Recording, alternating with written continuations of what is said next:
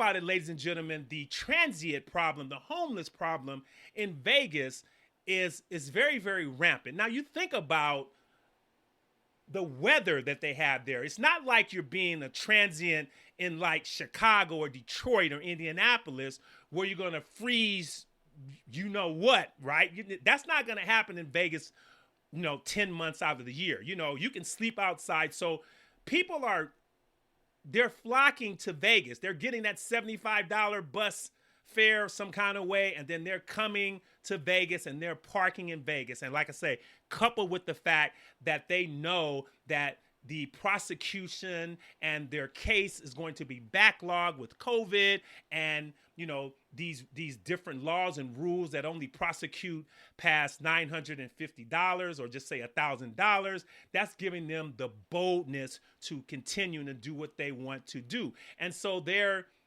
like I said, they're following people to their cars. They're following people up and down the strip.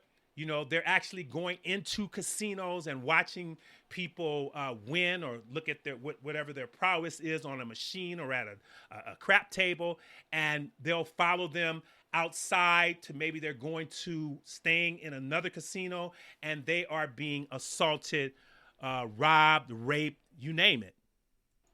Sasha Loftus is a reporter for CBS News 8 in Las Vegas, and Sasha is going to report here on what police are doing about crime in Las Vegas on the outside and some statistics, some very shocking statistics concerning crime that's been going on the last maybe 6 or 7 months. Denise and Brian, this is just a story no one wants to hear. The woman I spoke with says she was attacked and beaten to the ground right near this intersection here. It's just one example of a spike in crime police say they're seeing here on the Strip. I thought my face was shattered. A Las Vegas vacation turned violent. There was like 15 people. They all just came and started like stomping and kicking me in my face and in my body. This is what 27-year-old Sophia's face looked like after she says she was randomly attacked Monday here on the Las Vegas Strip.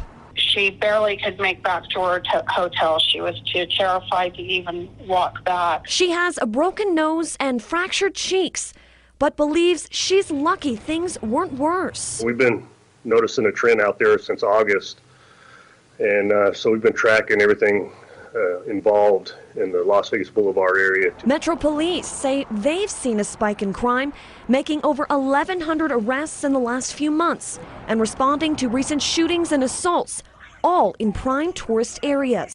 The other voice you heard in there was Clark County Sheriff Joe Lombardo, who added what his department was doing about certain situations. And he went on, although I cut that part out, he went on to say just how widespread it's become and how they've partnered with Las Vegas PD in trying to curtail this crazy situation that's going on there. So as you heard Sasha say, she mentioned that there were 1,100 arrests the last few months. Now, few to me, first of all, few has to mean probably at least 3, right? But few to me does not go beyond 5, okay? And if it was 6, then it would be more like a bunch, right?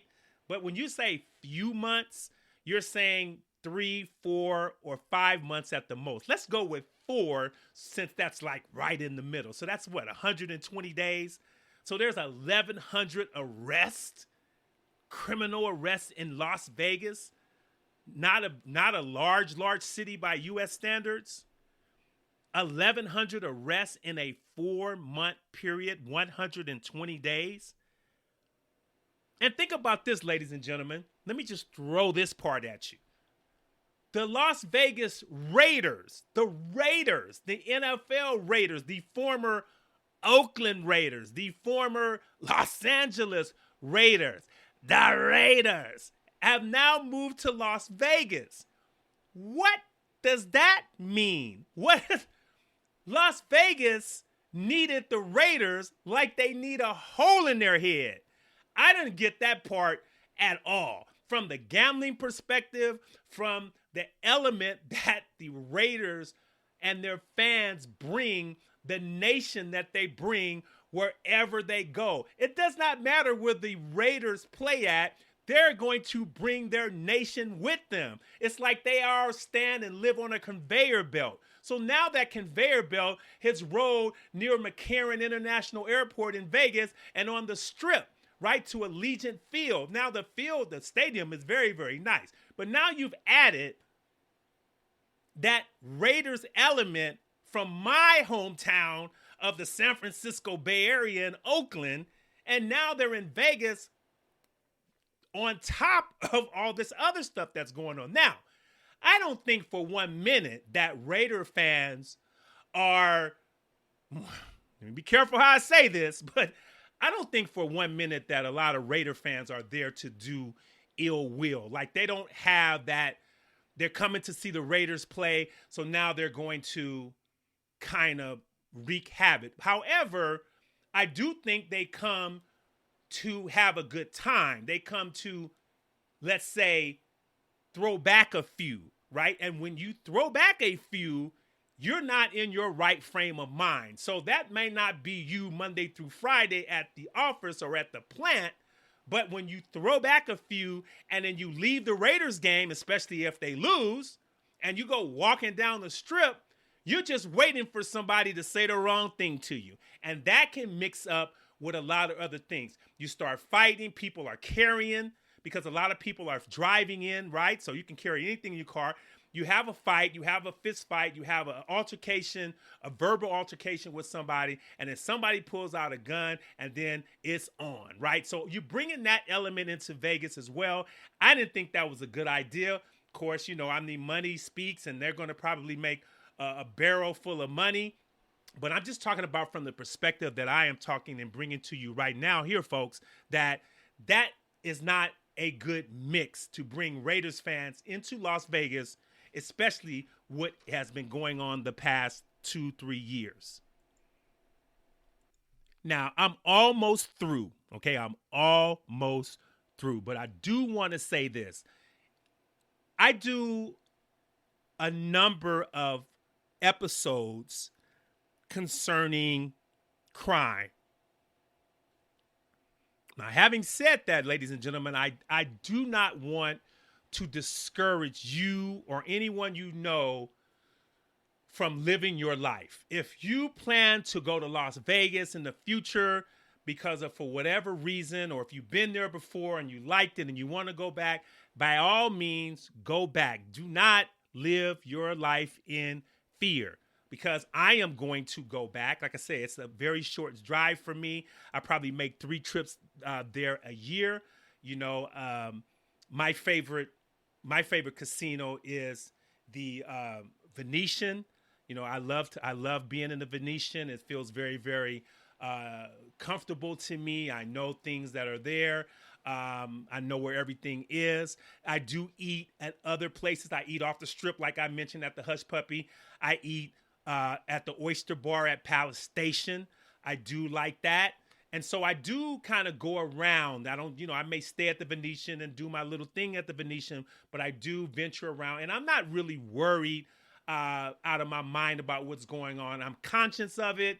But like I said, I'm going to live my life. And I really suggest that you all do too, wherever you go. You know, if you wanted to go to Chicago and you wanted to, you know, eat some pizza, you know, by all means do it. You know, just do what you know, be careful, but do what you do.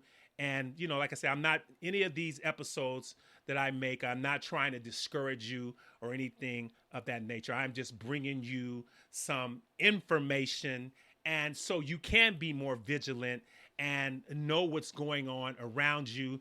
Be smart about when you travel. You know, even if you're a man, right? You know, I wouldn't go venturing out down the street at 3 o'clock in the morning, and, you know, because, you know, you can be overtaken by 2 or 3 guys. And it's certainly, if you're a woman, the same thing. You know, be smart where you hang out at, you know, in your alcohol intake. I would suggest that, you know, if you're going to do that, do most of it in your room where you're going to be in for the night. Don't let anybody watch you at the bar downstairs or at one of the tables, and, because guys go around and they look for women who are intoxicated, who are, beside themselves, and they take advantage of them in any particular way they can. And like I said, they have cameras all over.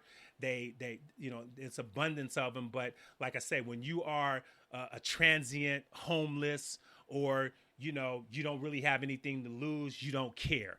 And it's not going to matter to you what happens to you. You might just be better off in your mind getting, 3 hots and a cot, as they say, a bed to sleep in and 3 hot meals. So, like I said, live your life, take what I said into consideration, and be careful and vigilant wherever you go, not just in Las Vegas, but everywhere. But do know that there are some different changes that are going on there, and everybody that's in Vegas is not there to party. So on that note, I did promise you that I would be through, and I am through. So on that note, I am going to end this episode of the Fabulous Forum Factor. I want to thank you all for listening. Thank you all for your continued support.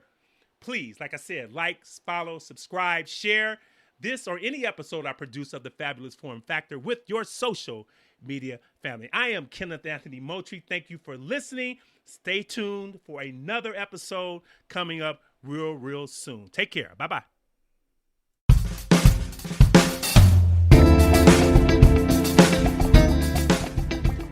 Were you entertained? Were you informed? If the answer is yes to both, please tune in again next time to the Fabulous Forum Factor and all its facts with Mr. Kenneth Moultrie.